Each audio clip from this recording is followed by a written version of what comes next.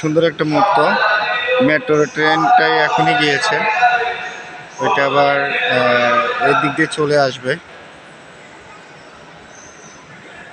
দেখুন এখানে আবার প্রেম করতেছে, প্রেম করার জায়গা খুঁজে পায় নাই বেয়াদব ছেলে।